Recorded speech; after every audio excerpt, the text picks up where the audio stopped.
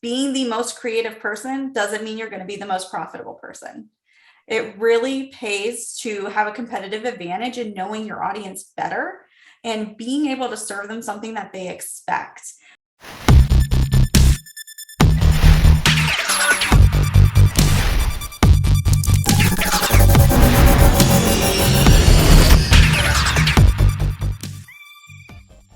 What's up, Ecom Hackers? Welcome to another episode of Ecom Hackers TV, right? You're on live with Mike Ayo, Ralph Desmornes, Alyssa Peoples, right? Today, we want to talk to you about probably one of the biggest problems we hear about in e-commerce, especially from brands trying to grow aggressively, right? And that is losing money on paid ads.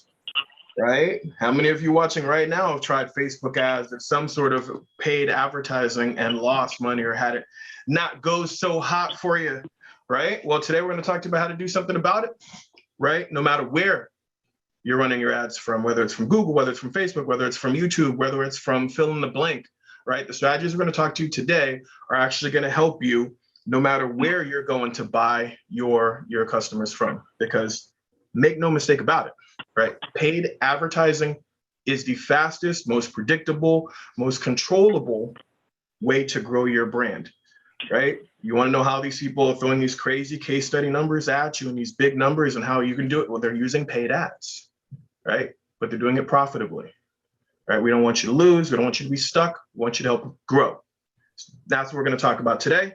Right. So Alyssa, why don't you go ahead and help kick things off, and let's talk about what they can do to boost their ROI and sales from paid advertising.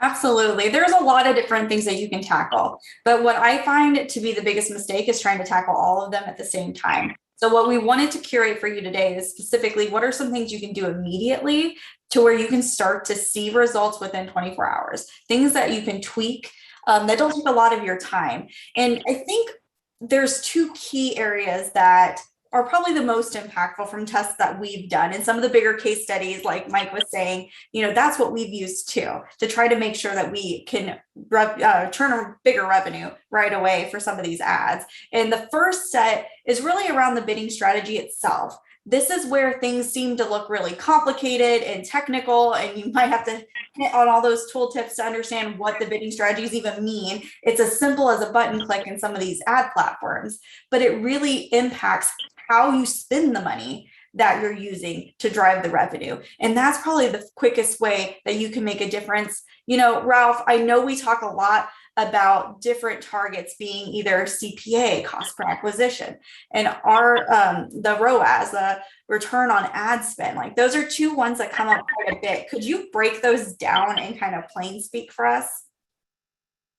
Yeah, I think the biggest thing to understand here when just really talking about your bidding strategy is understanding the goal for that particular campaign and then seeing what fits best for the actions that you're trying to generate, right? So we know, and we mentioned, especially during our last video, during the dynamic mirroring video, that one of the ways to maximize, sales is to have your cold, hot, and warm style campaigns. Now, with that being said, and knowing that in each of these campaigns having different goals, you want to make sure that you have the correct bidding strategy that is associated with that particular goal of that campaign. Sometimes for some companies for cold conversion can work, but a lot of times really you want to get as much traffic as possible for the lowest cost per click or the lowest landing page view possible, right? Because then you can fill up your funnel and then retarget. So look into maximizing your clicks. Look into brand awareness and traffic campaigns, really depending on the platform that you're looking at, right? And see, how low can you get that cost for the traffic that you're generating, and then make sure you're using the strategies to make the most out of every user that comes onto the website. Okay, so what you're saying is, right, step one, part one, is to break your traffic down into like a cold, warm, and hot type of a bucket, right? This is quick fixes that we're talking about here. Especially if you're running ads right now, right? Is don't just go after the one thing, break it down by your, again, cold, warm, hot, how aware they are of your brand, right? So if we're talking about someone at the very top, cold, that has no awareness of your brand, instead of immediately going after purchases, which you can do, right? But you can still run offers, but do like landing page views or traffic or low cost per click style bids and conversion objectives to get them cheap clicks. And then you're using your warm and your hot retargeting to move those people through the buying process. Yeah? Absolutely. Exactly. That's interesting too, because a lot of times when we're thinking about, we want to turn that profit quickly, we're not thinking about just building that list, building the pixel up where you're able to go back and find people who've already went to your site. That somebody already had an interest.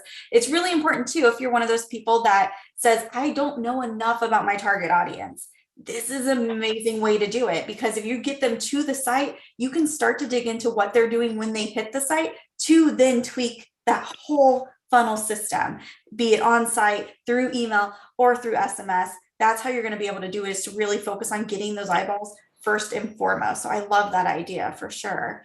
And when we're talking about the cold, warm, and hot, I know I'm going to link back to that video for you guys in the comments below, but I want to talk a little bit about the brand awareness piece of that. Can we just dig into, I'm a brand new store. This product is new. My name is not out there. How does that campaign play into what we're talking about with targeting the different bidding strategies?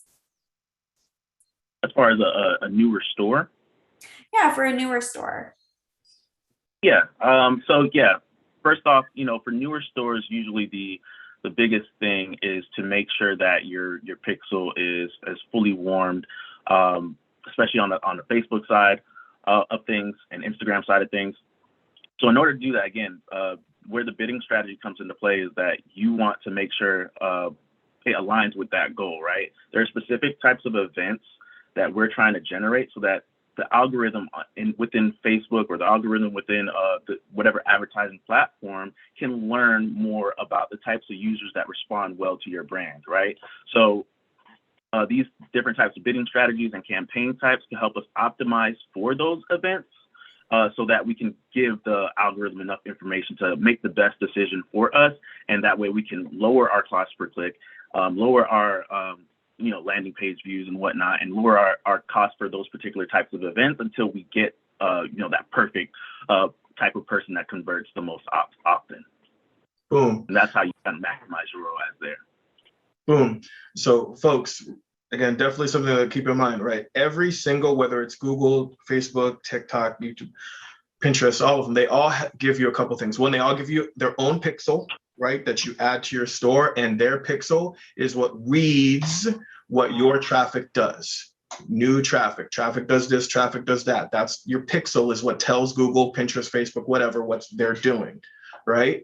So when we're saying, hey, new store, you need to get eyeballs, you need clicks. That's why, all the platforms are going to give you a pixel. All the platforms are going to let you run like conversion ads or like click style ads, traffic, cheap click style ads, right? So that's what you're going to go in first if you're a newer store, right? And if you're only doing that, right, one of the things that's definitely going to lower your cost per conversion and boost your ROAS is by retargeting, and that's where that warm and that hot, and that's what he's talking about again with the bidding strategies. So new, you don't have a lot of pixel activity, get clicks as cheap as you can, right?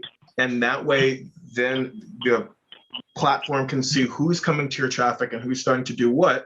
And then as they start to do those things, it will be easier for you to target those add to carts, those purchases, those whatever, as you move forward, right? That's new stores. For sure. And when we're talking about making those changes, there's another big component that you're probably already thinking about. This is the first area that I see people go in and start tweaking and testing. And that's really about that user experience. What does that experience of your brand look like from the ad side all the way into the site and through to purchase?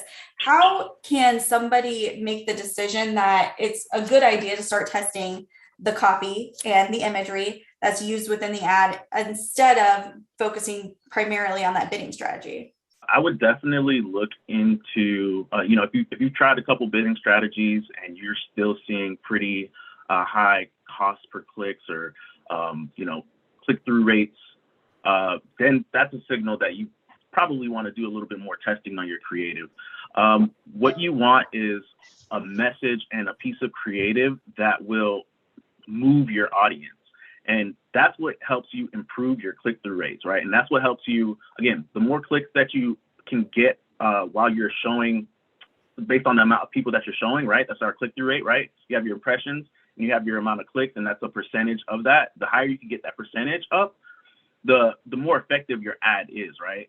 That means more people are responding to it when they see it. So that's what you're trying to do. You're trying to make sure you have that message that really resonates with that particular audience, and that imagery and graphic that resonates with them as well. So if you're seeing that it's a pretty low CTR, you probably want to test your creative. Got it. So the click-through rate's the primary thing that we're going to look at for that one. That makes a lot of sense. And when I'm looking at my ads too, there's always those options, right, where you can kind of have the system automatically test for you. Do you have any best practices around actually setting up those tests and letting the platform optimize it itself? Yeah, definitely. You want to create a controlled environment, right? I think a lot of times, we try to test too many things at the same time, and we can't really identify what actually caused the improvement or what actually caused the decline in performance, right? So we want to isolate that variable and make sure that we're testing one thing at a time. So if we're testing creative, we're not really testing audiences. You know what I mean? Or we're not testing bidding strategies. They all have the same bidding strategy. We all have the same audience, and we have various creative pieces that are being sent out to the audiences that we've selected, right? So we have that controlled environment. So once we have that, that's probably the main thing right there. And also making sure that we don't overdo it, right? If we're only spending about $30 a day, or maybe even up to $50 a day, you don't want 10 different ad variations trying to split that budget, right? So we want to make sure that we don't do too much to give Facebook, to give Google the opportunity to test each piece effectively, right? We need to make sure that each imagery, each message has enough money to be tested and get the impressions that they need to determine which one actually works.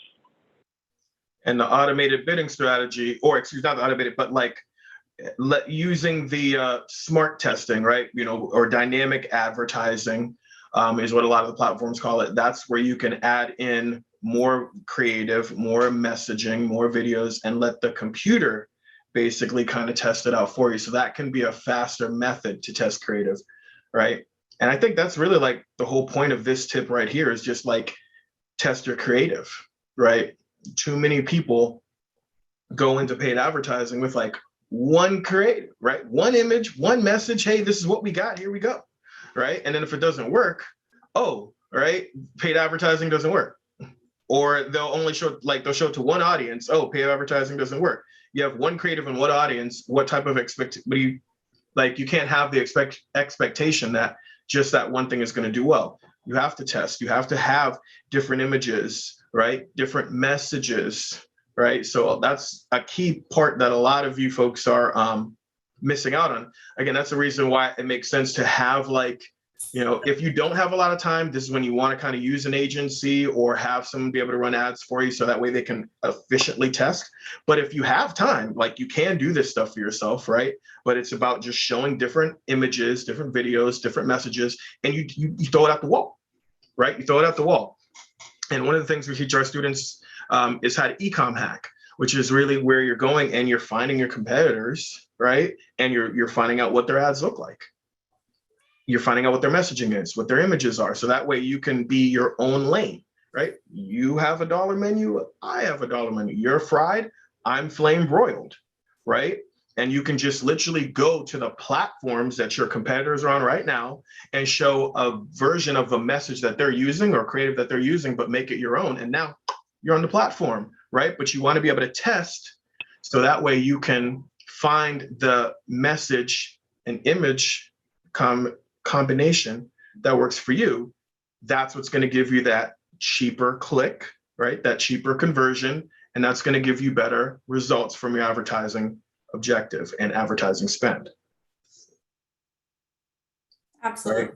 I think one thing that you almost are saying, I want to just be blunt and say it today, but being the most creative person doesn't mean you're going to be the most profitable person. It really pays to have a competitive advantage in knowing your audience better and being able to serve them something that they expect. We do it all the time. I can't stand walking into the supermarket when they've changed my aisles. I don't know where I'm going. I don't know what to expect. The same thing goes for shopping online. E-commerce can look very different in different industries, but some of the core components are the same. So just think about what the users are actually expecting after clicking on their ads and make sure that we serve them something that makes sense for that expectation. And looking at your competitors is a great way to do that for sure. Right. So boom, right? Depending on where the person is at in the buying cycle, change your strategy, right? Show new people, try to get clicks for the cheap, right? As they move further, you want more conversions. That's one thing that you can do to lower your cost per conversion and boost your ROAS today, right? Another thing that you can do is have multiple creative, more images, more messaging hooks, right? So that way you can test them and find the winner. The winner is going to give you cheaper results and better ROI for what you're putting in, right? Those are two big ones that a lot of people skip over, but I want to make sure we really hammer in what's going to help you move the needle fast, right? What else we got for them? I want to talk about trim the fat a little bit because this is one thing. I come from more of a statistics background, if you guys don't know that already.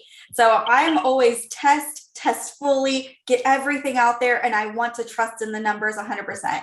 And I will tell you guys, I have lost money. I have lost opportunity not being able to balance myself and my numbers data nerd inside of me when it comes to testing. Ralph, you're usually my go-to for things like that. Ralph usually comes and knocks on the door and says, look here, we've got enough. We need to start making money on what we've learned. Can you talk to us about that? Trim the fat that you're always trying to get through my brain a little bit for other people who might be more like me?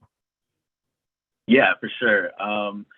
We just discussed experimenting with different bidding strategies and testing different creatives, right? So we're always going to be testing something to try to improve and optimize our campaigns. But and of course, we do need enough data to make a decision.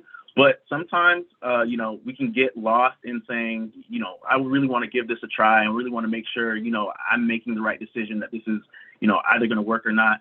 Once you start seeing, once you start seeing that, a CPA is just a little too high and you have enough data and you have a good amount of clicks, or your cost per acquisition is too high, you have to kind of kill it and move on, right? There's something within that particular campaign that is not working, and you need to just kind of learn, build upon what you have been testing so far, and try something new, because you need a pivot within this game. It's about moving quickly and getting that one up on your competitors as quickly as possible, right? Because they're optimizing, they're doing everything that they need to do to improve their message and improve their ad creative, and you need to be doing the same. So trim the fat.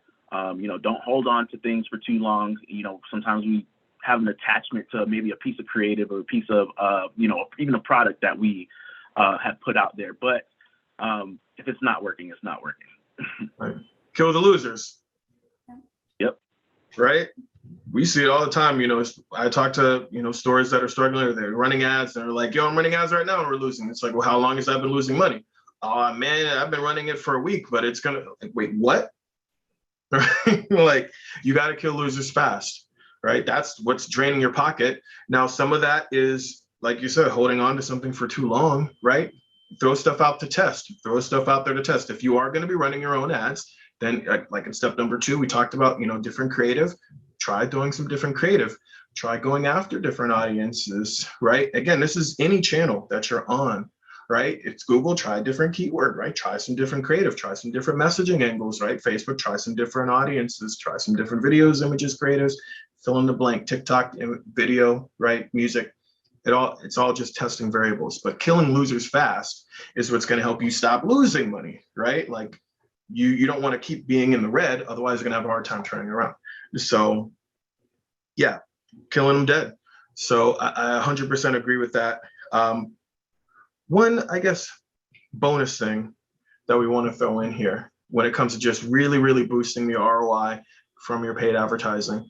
And it's something that we talked about in our last episode, dynamic mirroring, right? But I really want you folks to understand, no matter where you're getting traffic from, you're going to have a cost, a CPA, a cost per action, right? Whether it's a click, whether it's a purchase, right? If you're thinking in terms of cost per purchase, right? How much does it cost you to buy a buyer over here at the end of the day? It's easier to increase what that buyer is worth to you than it is to get the cost per buyer down. You have a lot more power than you think when it comes to what you make from your ad spend, right? And that's where the dynamic mirroring thing comes into play when we're talking about, retargeting, which, Ralph's going to cover a little bit, but also like your email marketing and your SMS marketing, right? Do you have browse abandonment emails going out to bring a buyer back, right? Do you have cart abandonment text messages going out to get a buyer to come back and complete their purchase? Maybe you bought that click on TikTok, right? And then they made it to checkout, but then they bounced. If you don't send that email or that text message, they're gone. If you do, and they come back and buy, you got better ROI from that ad, right? That's a big missing link right there, right? And this is outside of ads. This has nothing to do with what you're doing on your ad platform. This is something that you can do for yourself, right? Your email and your text message, and bringing these people back to finish their conversion is going to significantly impact the results you get from your advertising. All this stuff is connected, right? So yes, this particular lesson really leans in on the paid advertising, what you're doing on the platform, but understand, and that's at the core of everything I teach, right? Your engine, your machine is going to make anything you do anywhere else better. You control that. So make sure that you're following up with email, make sure that you're following up with text messages, make sure that you're upselling and things like that, because that's going to make everything else you do way more valuable, right? Way, way more valuable, right? Again, that's separate than just advertising platform stuff, but retargeting, that is something that happens on a different platform. And that's, what we talked about before, cold, warm, hot. So Ralph, maybe you could spend a little bit more time talking about like retargeting and warm and hot advertising. Yeah, for sure. And again, warm and hot advertising, differs from the cold in the sense that with cold audiences and cold targeting within different platforms is that you are using either interest-based targeting or maybe even keyword targeting to try to get to people who maybe have not been exposed to your brand. So more so like brand awareness types of campaigns or, different campaigns of that sort. But where cold or where warm and hot have the advantage is that we're able to do more behavioral targeting. So we can retarget based on specific actions that a person has taken, whether it has been that they have engaged with our Facebook or Instagram page, whether they're one of our followers or a person that likes our page, whether they have clicked on our and visited our website, or whether they have viewed a specific product. And then we can tailor that message to that particular person based on advertising or based on the actions that they actually did. So that's where the power of those hot and warm audiences really are. Of course, the landscape is a little different, and we also need to be cognizant of that, especially with some of these iOS 15 updates. But it's still a very powerful tool. It still works very well, and still has the lowest cost per acquisition based on all of our marketing campaigns. So it's super important that if you do not have that in place, that's something that you look into getting pretty much ASAP. Right. Yeah. If you've tried spending 50 a day, how much is going to cold? How much is going to warm and hot? Right. Let's like we said at the beginning, right? How can you boost your return like today? Okay. Instead of spending 50 on like cold, maybe you do 30 on cold, and maybe you take, 20 and 10, right? Or 10 and 10 or 15 and 5, and start retargeting people that have clicked, people that have viewed, right? As Ralph mentioned, how deep the action goes, you don't have as much visibility as you did before when, retargeting was the best thing ever, right? But you still have some. You still know when someone has visited your store before, and you can talk to them differently, right? Hey, here's a good offer to get you in the door. Now let me build some trust. Let me give you a testimonial. Let me share a review, right? Oh, you had something in your cart. You were about to check out. Yeah, come on back and complete your purchase. And you'll see that the return on investment from these warm and hot ads, like cold, you're happy if you're breaking even, right? And that's the expectation that you should have. If it's like a completely cold audience, right, you're not making money up there, right? And a lot of you think you're supposed to, and that's why you're losing money on paid advertising. That's not where you're making your money, right? You're getting awareness, you're getting clicks, hopefully enough ROI to break even. But if you're losing a little bit, it's okay, as long as you have your warm and your hot, because you might see 3 to 5 times return on investment from your warm and your hot advertising. And that pays for your cold, right? And that's how you have your overall, I spent X on TikTok and I got X back, right? A lot of that comes from the warm and the hot. And then you take the numbers all in together, right? So stop looking at it as like, okay, I just got ads. I'm trying to buy new people from this one platform and it either works or it doesn't, right? It's a little bit deeper than that. The things that we've talked about here today can all significantly impact your return on ad spend right now, right? You can adjust whether you're buying buyers or if you're buying traffic right now, right? You can start throwing in some different creative angles and messaging and images right now. You can start sending abandoned cart text messages and emails and stuff like that right now. And you can start moving some of your budget from just cold to like retarget people that have at least visited your store before, right? Right now. Right? All of these things can have a big impact on how profitable you are. Because again, there is no faster way to grow your online store unless you get lucky and go viral for something, right? But you can't control that.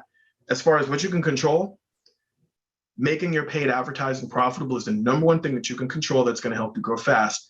This is how you do it, right? So definitely rewatch this video if you feel like you want to kind of hammer in some of the things we talked about here today. Again, we're definitely available to help you guys in the group. Well, Ralph, Alyssa, do we have anything else that we want to drop on them today? You know what? One thing that I want you guys to know is we do have some audit sessions too. So if you're listening to all of this and you're like, okay, I get it, I'm on the same page, but I still don't know where to start. I need another set of eyes.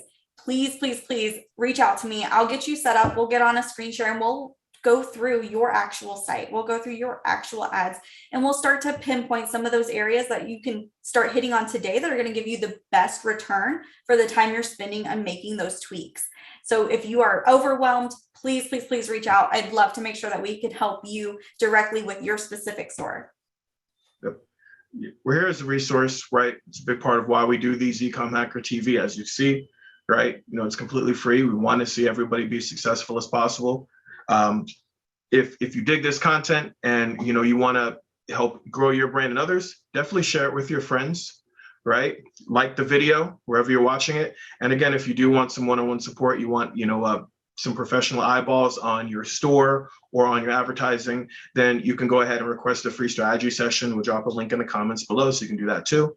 And again, that's if you want some personalized attention. But hey, we're here to help, right? We all grow together, work smart, not hard. Let's build your empire together. All right, thanks for watching Ecom Hacker TV. And we'll see you guys in the next episode.